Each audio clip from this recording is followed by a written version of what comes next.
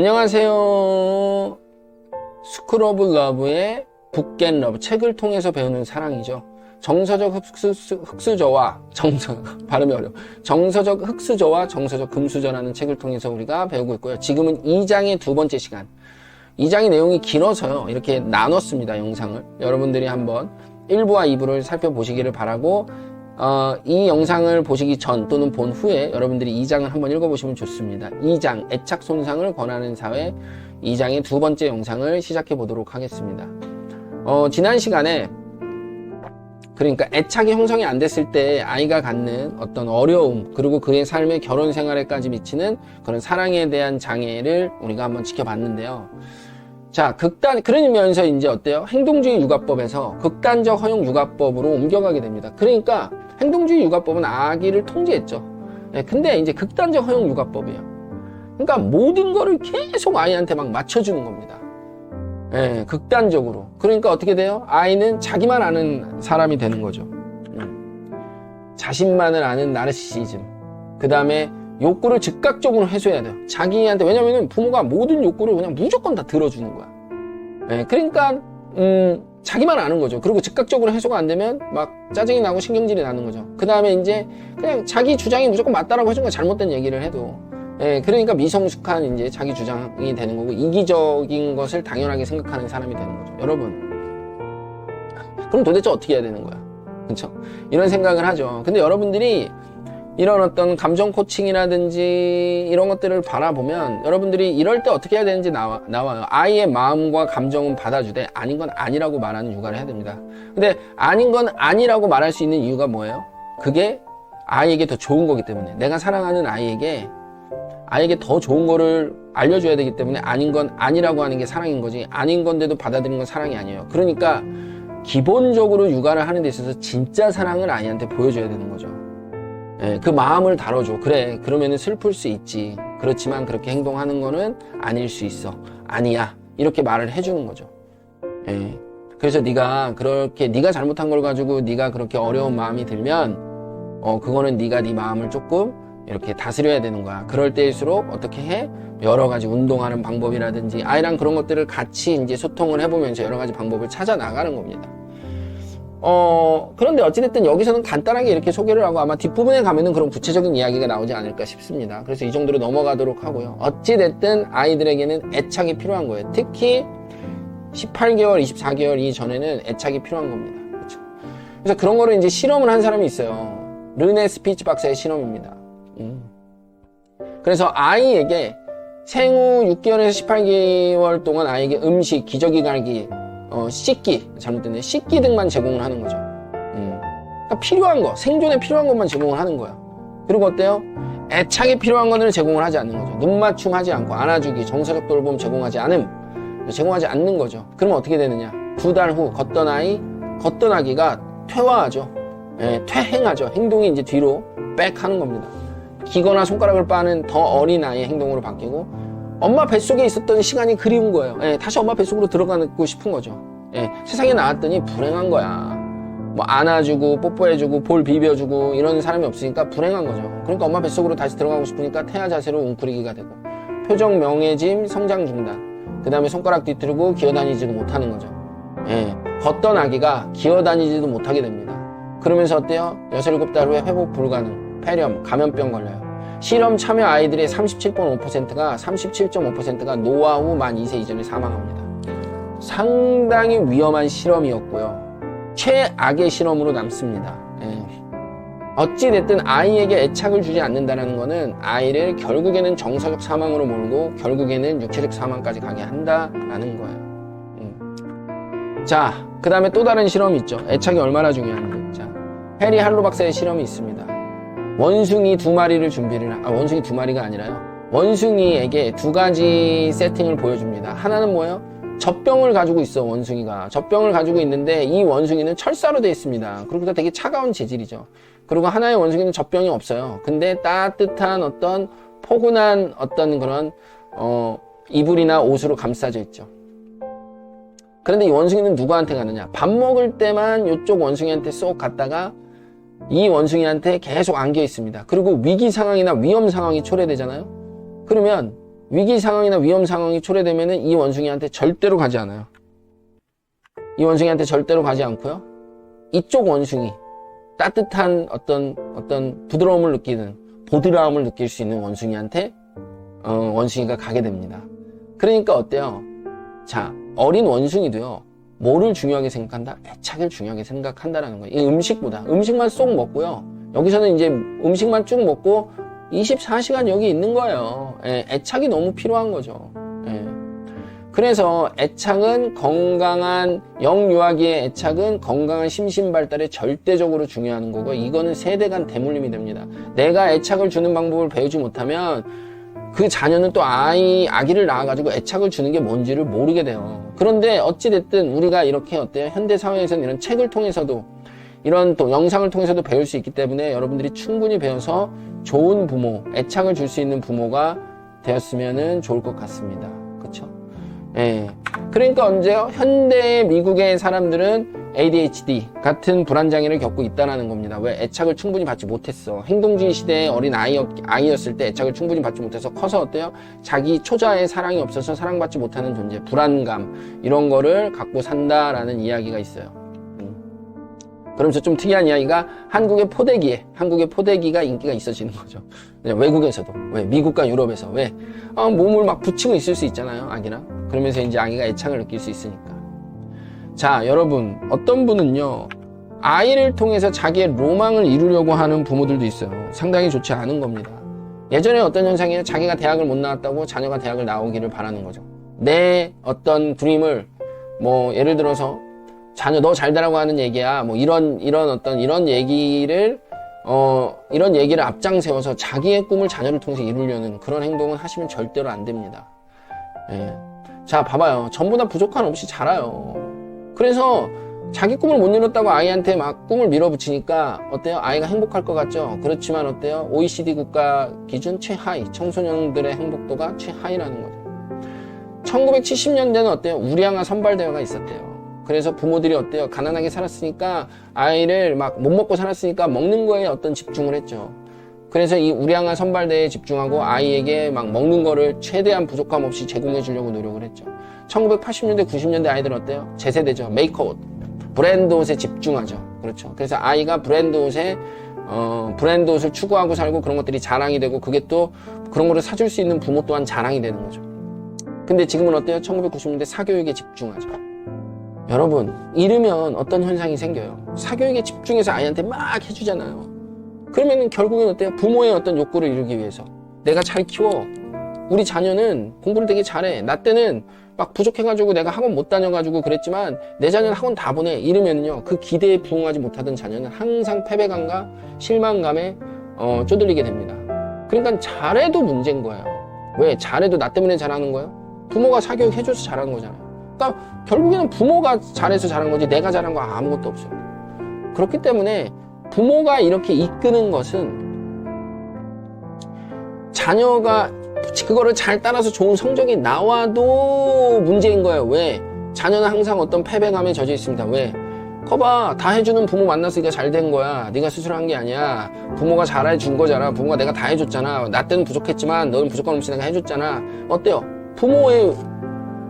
부모가 잘했다는 거죠. 부모의 위신이 올라가죠.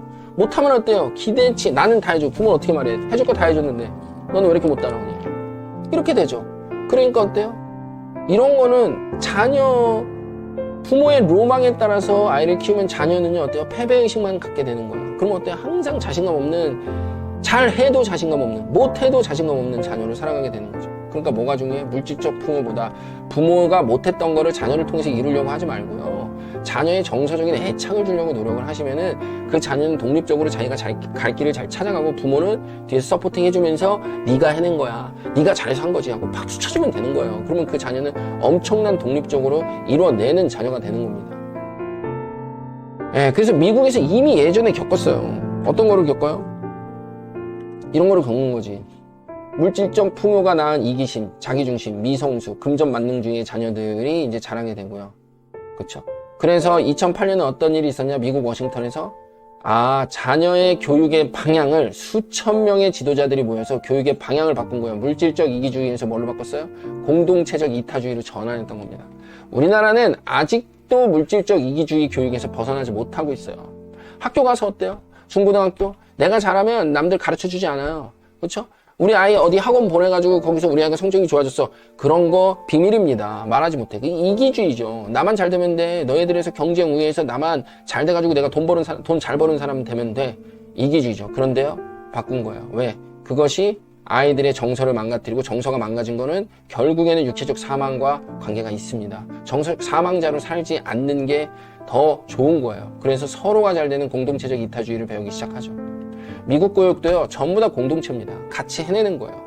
개인이 잘해서 나만 잘 되는 게 아니죠. 자, 그러니까 어때요? 존 가트맨이 그 당시 기조연설을 하는데, 자, 인간의 뇌는, IQ는 인간 내 기능의 5%에 불과한 거죠. 그래서 정서적 행복인 EQ가 더 중요하고요. EQ가 우리의 삶을 더 풍요롭게 하고 행복하게 하는 거죠. 그런 것은 경청, 위로, 이해, 공감, 배려, 존중, 소통, 효도 이런 것과 관계가 있는 거고, 이게 바로 감정 코칭입니다. 그래서 정서적으로 이런 것에 대한, 어떻게 하는 게 좋은 것에 대한 얘기는 뒤에 이제 쭉쭉쭉 나오게 될 거니까 그때 같이 한번 바라보면 좋을 것 같아요. 어찌됐든 이기주의나 이런 것보다는 공동체적인 교육을 하는 것이 더 좋다. 그러면은 그런 거에 밑받침이 되려면 애착, 영유아 때 애착을 많이 받는 사람들, 그리고 그것이 세상을 살리는 사람들을 살고 모두가 사는 방향으로 가는 것, 이것이 우리의 정서를 풍요롭게 하는 것. 자, 그런 이야기가 여기 이제 펼쳐지는데, 자, 그래서 어때요? 지금 어때요? 한국 사회에서요, 헬육아, 독박육아 이런 거를 얘기하고요, 여러 가지 정책들이 나오고 있지만, 그런 정책들이 결코 아이의 애착 형성과 관계가 있느냐? 그렇지 않다라는 겁니다. 아이들의 애착 형성이가 관계가 있느냐라는 거죠. 진짜 아이들이 원하는 거는 부모와의 어떤 애착 형성이에요. 그런데 어때요? 산후조리원, 과연 아이를 위한 곳일까요? 기계처럼 아이들한테 시간, 아이가 원하는 시간이 있고, 아이가 원하는 먹고 싶은 시간이 있고, 아이가 자고 싶은 시간이 있어요. 그러나 패턴으로 지켜져야 되죠. 일괄적으로 먹어야 돼. 왜? 거기서 일하시는 분들의 어떤 편의가 있는 거잖아요. 그러니까 아이의 바이오 리듬과는 관계없이 일괄적으로 먹어야 되는 거죠. 일괄적으로 또 자야 돼.